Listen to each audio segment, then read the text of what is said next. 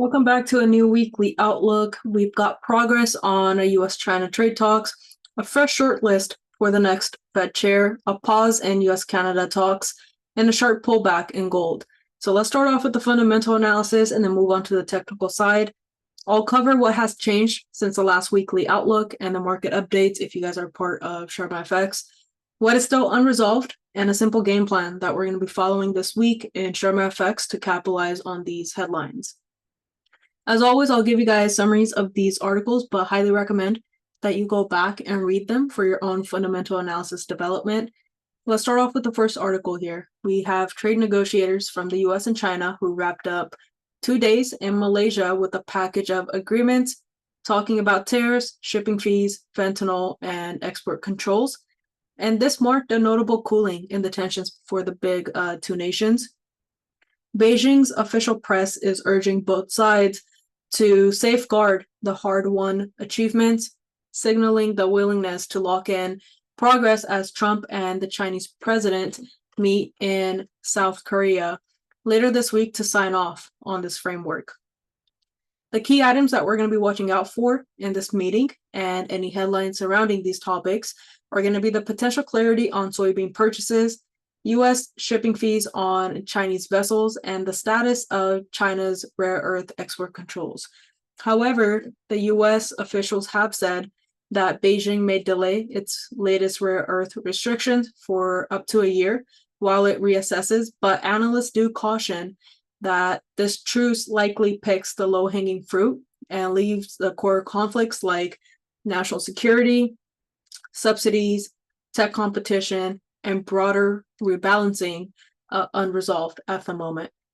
So basically what we are expecting are more narrow and mini deals in series rather than a single grand bargain.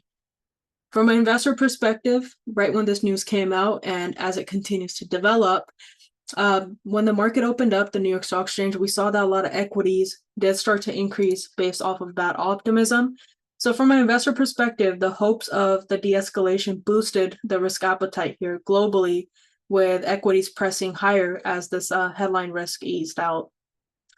So S&P 500, US 30, NASDAQ, all of that just continue to climb to new highs.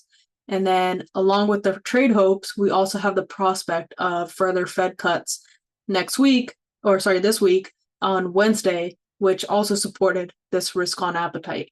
We saw that bonds softened up, gold sank below that 4,000 mark, and all of that was a reflection of that rotation from the safe havens, especially like gold and yen.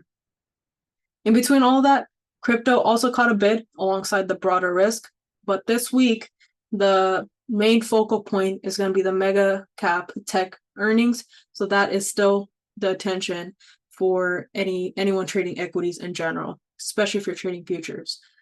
And right now we're seeing that with that particular news, investors are leaning more into the AI CapEx theme and the resilient top-line surprises. So moving over to gold.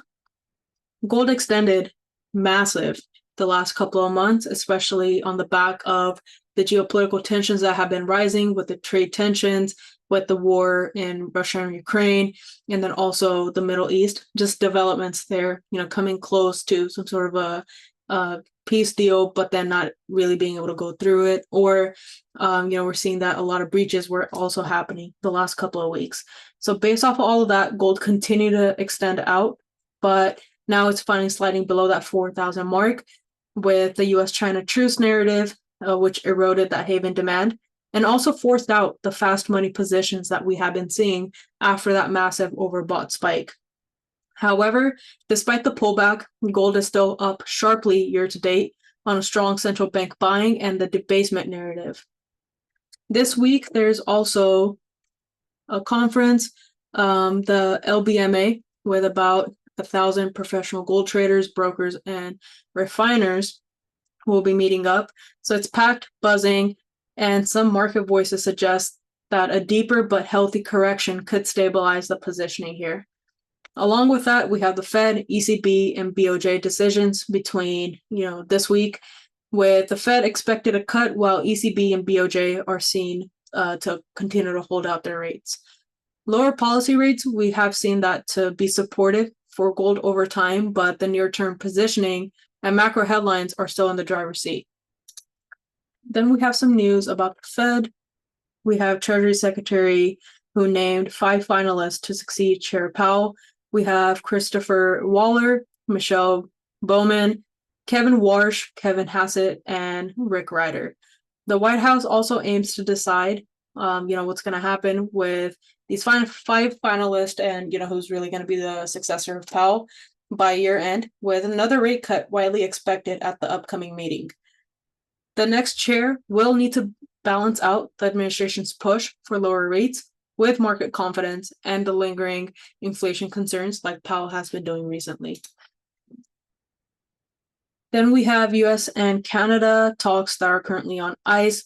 President Trump says that he doesn't plan to meet the Prime Minister for a while after halting talks in response to an Ontario TV ad criticizing tariffs. The US has floated an additional 10% tariff threat, but timing and scope are still unclear here. Canada says substantial progress has been made on metals and energy and is ready to re-engage whenever Washington is. As traders, in the near term, we're expecting headline volatility around these tariff rhetoric, with most Canadian goods still moving under that USMCA frameworks and the carve-outs. So what is still unresolved? Even if Trump and the Chinese president signed a truce this week, the core structural issues like state support, tech, national security controls, and deeper trade rebalancing, those issues still remain.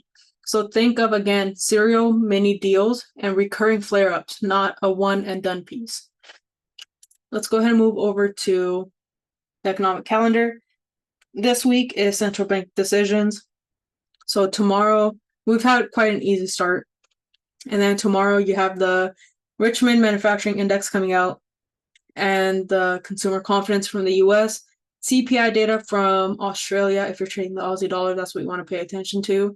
And then Wednesday we kick off with BOC interest rates with federal funds interest rates. Again, another 25 basis point cut. We're expecting additional 25 to that going into December. And then same day in the evening in Asian session, we have BOJ interest rates coming out, expecting to hold that out. And then on Thursday, we're expecting to hold out interest rates in the Eurozone as well at 2.15%. Then going into Asian session, you have manufacturing PMI coming out from China, and then kind of a easy close off to the week and to the month. Now let's go ahead and move over to the technical side, starting off with US 30. So as you can see, from a fundamental perspective, we were expecting that gap up when there was a trade progress with the negotiators between US and China. And then on the technical side, we saw a gap up here. So we know that the gaps always get filled. We're basically looking for some bottom wicks, and that could have happened with the uncertainty as we're leading up to that meeting between Trump and the Chinese president. Potentially a bottom wick, flip back up if we do end up getting good progress there. But this week, barely, any momentum, as you can see. So the top wick is what we're going to mark off around 47,600. Bottom wick, when the bottom wick is broken, we're looking for a gap fill to come back into the candle body closure of the previous weekly candle. So we're going to mark off to around 400, and we're going to adjust that when we drop down to lower time frames too. Come on to the daily time frame, last daily candle, that's the top wick right there, the bottom wick. The new daily candle just started forming. So this is where the previous daily candle closed.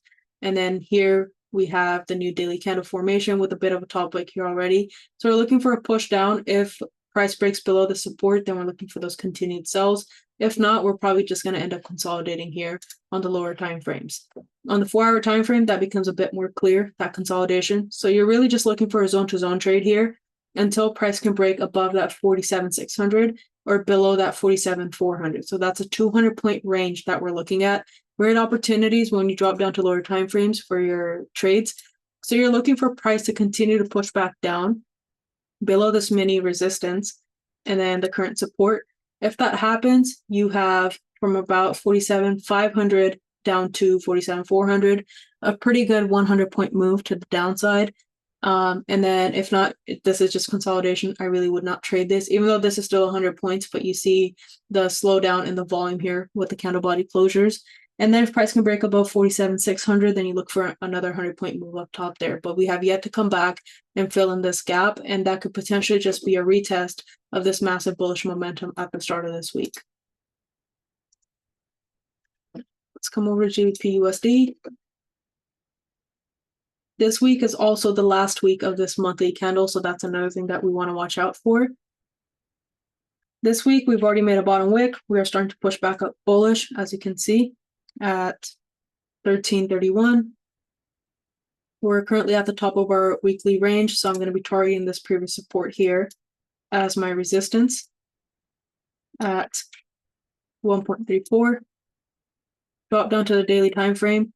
We came back down, we established a pretty strong support as we have in the past here, and we know that anytime price comes close to this level and it bounces off of it, we're coming right back into that 1.34 area, so that's what we're targeting here.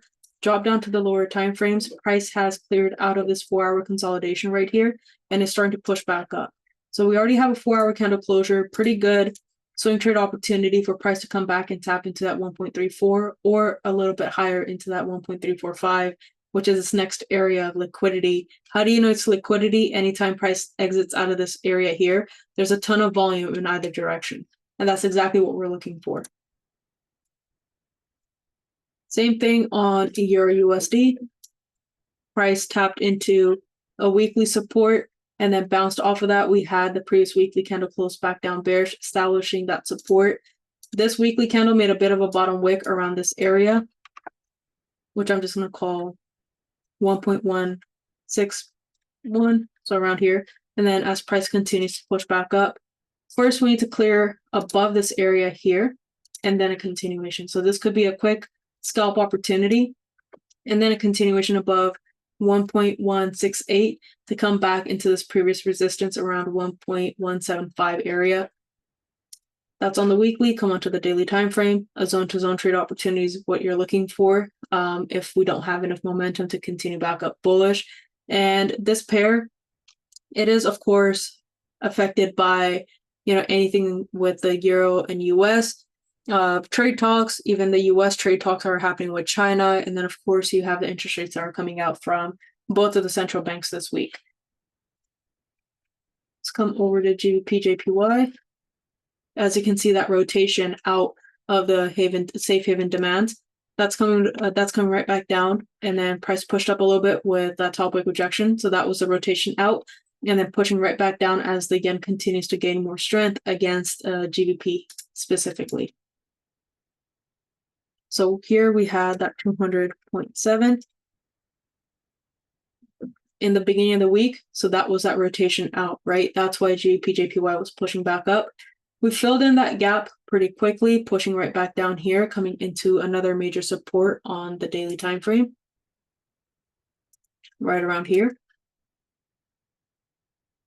So if price can clear below 202.8, then we're looking for sell opportunities to come back down into this consolidation support around 202 flat. So that is about an 80 pip range that we're looking at for clean sell opportunities after rejecting into those previous highs close to around 204.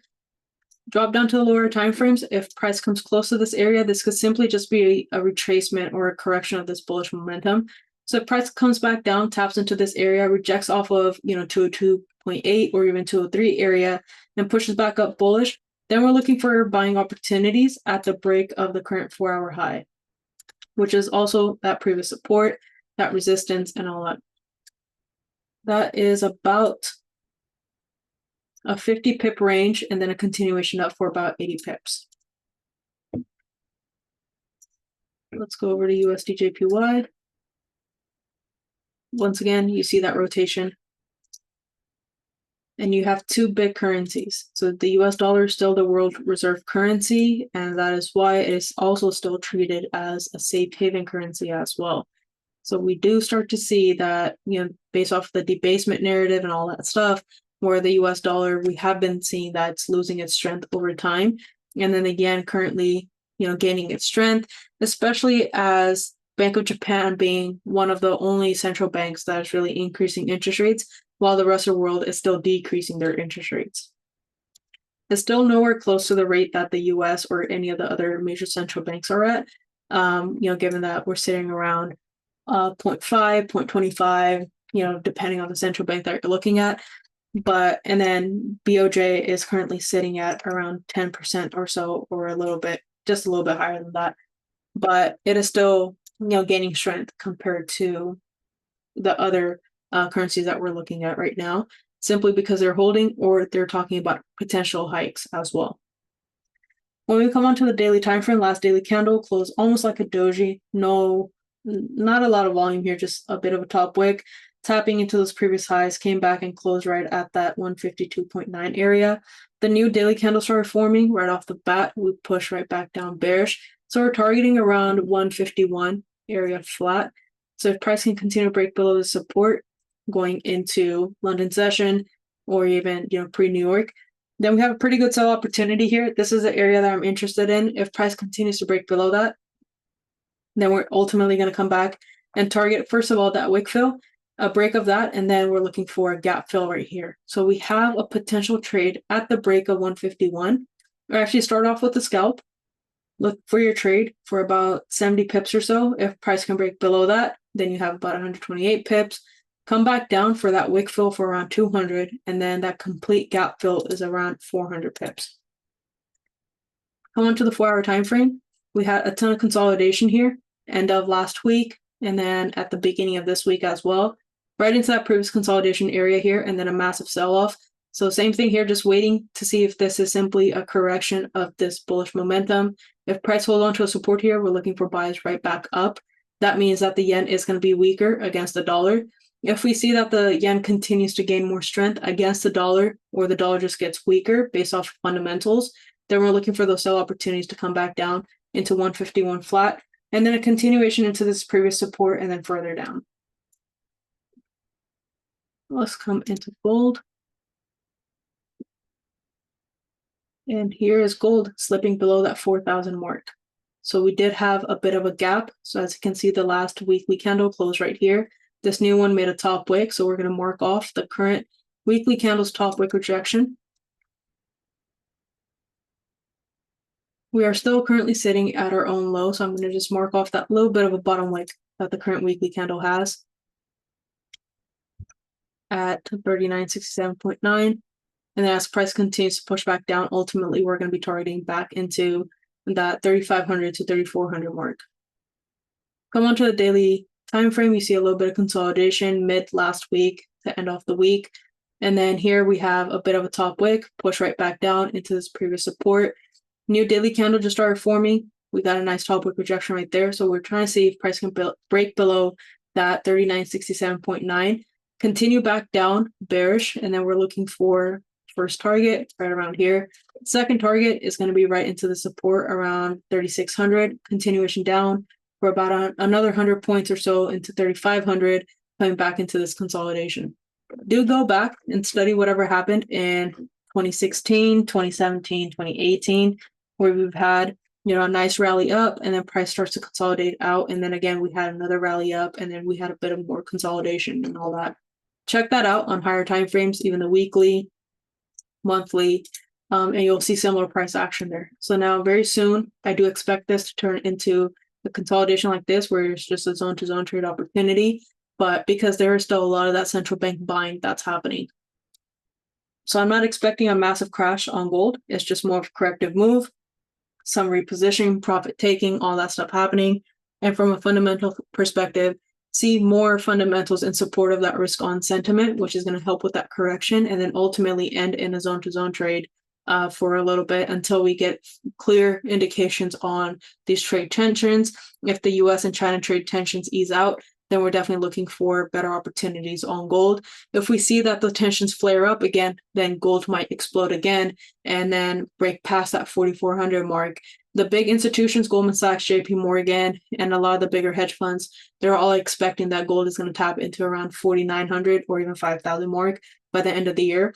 But all of that is definitely dependent on the fundamentals. So that's pretty much it for this week. If you guys have any questions, as always, feel free to reach out to me on Instagram at SharmaFX. Basically, the bottom line here is that the trade talks tone is lifting risk. The Fed is likely to cut, and gold is digesting a big run.